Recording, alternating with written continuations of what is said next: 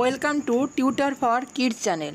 বন্ধুরা, আজ আমরা ষষ্ঠ শ্রেণীর ষষ্ঠ অধ্যায় সাম্রাজ্য বিস্তার ও শাসন এই অধ্যায় থেকে 20টি মোস্ট ইম্পর্টেন্ট প্রশ্ন আলোচনা করব। তো চলো ভিডিওটি শুরু করা যাক।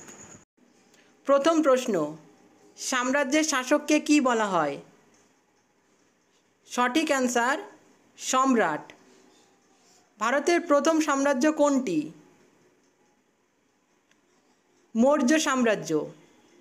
মৌর্য বংশের শ্রেষ্ঠ সম্রাট কে ছিলেন? সম্রাট অশোক। মৌর্য বংশের শেষ সম্রাট কে ছিলেন? বৃহদ্রথ। ইন্ডিকা বইটি কে লিখেছিলেন? মেগাস্থেনিস। এলাহাবাদ প্রশস্তি কে রচনা করেন? হরিসেন। খারবেল কে ছিলেন?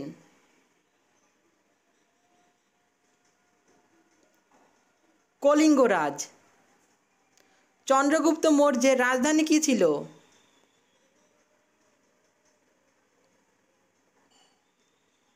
পাটলিপুত্র।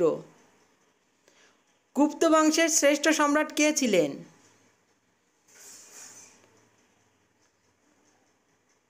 সমুদ্রগুপ্ত। নন্দ বংশের উচ্ছেদ কে ঘটান?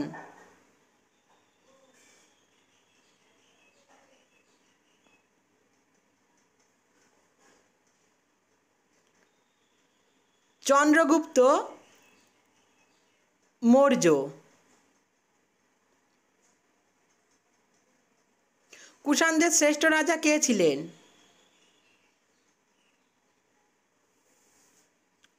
কনিষ্ক। 78 সালে শকাব্দ গণনা শুরু করেন কে? সঠিক অ্যান্সার কনিষ্ক। সম্রাট অশোক কার কাছে বৌদ্ধ ধর্ম গ্রহণ করেন? সঠিক অ্যান্সার উপগুপ্তের কাছে। আলেকজান্ডার কোন বংশের সময় ভারতে আসেন? সঠিক অ্যান্সার নন্দ বংশ। বীর আলেকজান্ডার ছিলেন ম্যাসিডনের রাজা। দেবানং প্রিয়দর্শী কার উপাধি ছিল? সম্রাট অশোক। কুষাণ সাম্রাজ্য প্রতিষ্ঠা করেন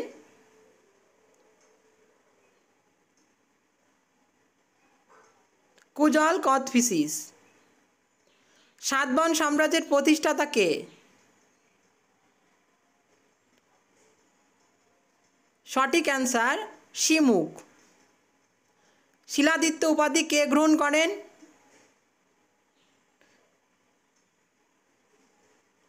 হর্ষবর্ধন। গুপ্তাব্দ গণনা শুরু হয়